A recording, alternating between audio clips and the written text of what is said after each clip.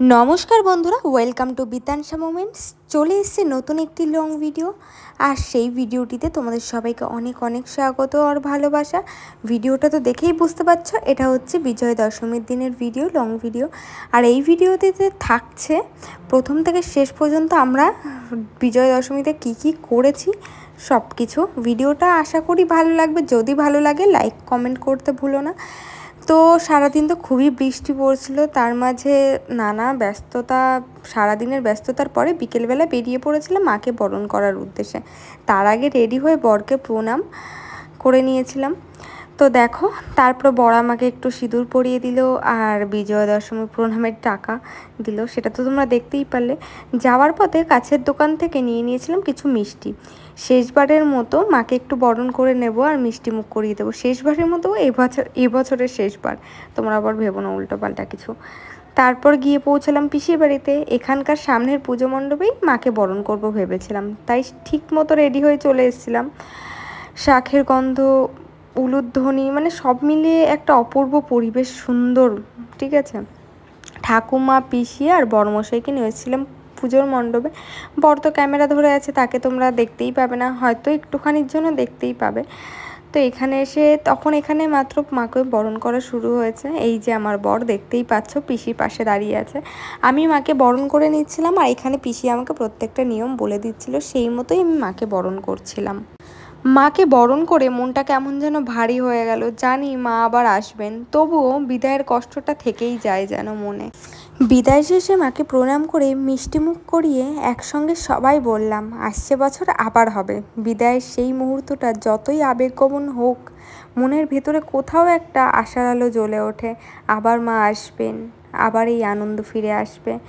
জানি না পৃথিবীর বুকে কতদিন আছি, যতদিন আছি এই যে বাঙালিয়ানা দুর্গা পুজো, এই যে ভাইবস বা ফিলিংস, এটা আলাদাই। মানে আমরা সবাই বাঙালিরা জানি, অনেকে আছে অনেক বাঙালিরা আমি দেখি যারা দুর্গা পুজোয় আসলেই আউটিংয়ে চলে যায়, মানে একদম বড় কোনো ট্যুর।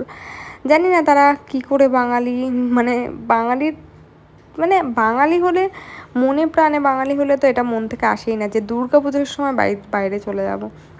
ঘরে বসে থাকবো, পাড়ার প্যান্ডেলের মাইক বাজবে, একটা ধুনুচির গন্ধ আসবে, আলাদাই একটা লাইটিং রাস্তার পাশেই, অন্যরকমই একটা ব্যাপার। কিন্তু দুর্গাপুজোর সময় বাড়ির বাইরে চলে যাওয়ার ব্যাপারটা একদমই ঠিক মনে করি না।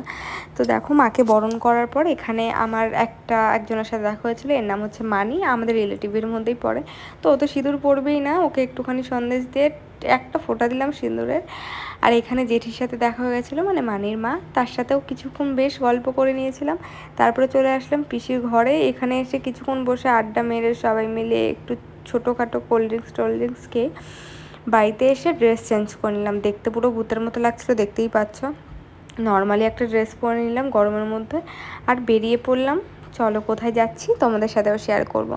আমাদের সাথে কে রয়েছে তো দেখতেই পাচ্ছ, আমার ছোটদা আর বড়দা। তো আমরা যতবারই রেলগেটের পাশ দিয়ে যাই বা রেলগেট হয়ে যাই, গেট পড়বেই স্বাভাবিক। তো রেলগেটেই দাঁড়িয়েছিলাম প্রায় 10 মিনিট মতো। তারপরে পৌঁছে গেছিলাম একটা দোকানে, যেই দোকানের নামটা আমি এক্স্যাক্টলি জানি না। ওখানে আমরা অর্ডার দিয়েছিলাম চিকেনের 2টো আইটেম, মানে চিকেন বাটার মশলা আর একটা চিকেন ভর্তা, সাথে ছিল বড় বড় বাটার নানের অর্ডার। তো অর্ডার দিয়ে আমরা চলে গেছিলাম লোকনাথে, যেখানকার সিঙ্গাড়া আর ফিশ ফ্রাই, এগ রোল বা তোমরা মোগলাই সব কিছুই নাকি প্রচুর ফেমাস। ফার্স্ট টাইম গেছিলাম, বাট আমরা এত লেটে গেছিলাম যে সব কিছু অলরেডি শেষ হয়ে গেছিলো, খাওয়া হলো না।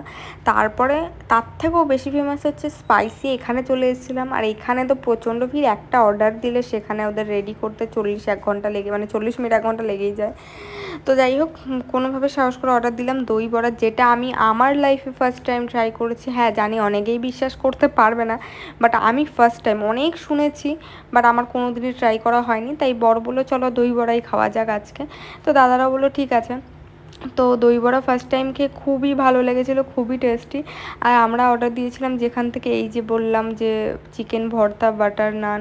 তো এগুলো নিয়ে বাড়িতে চলে এসেছি। টাইমটা অনেকটা লেট হয়ে গেছিলো, তাই বাড়িতে এসেই খাবো বলে নিয়ে এসেছিলাম। সবাই আবার ভাবছে যে বিছানার উপরে খাবার বেড়ে দেড়ে খাচ্ছে। হ্যাঁ, কারণ বিছানার চাদরটা পরের দিনই ধোয়ার ছিল তাই। তো ভিডিওটা কেমন লাগলো জানি।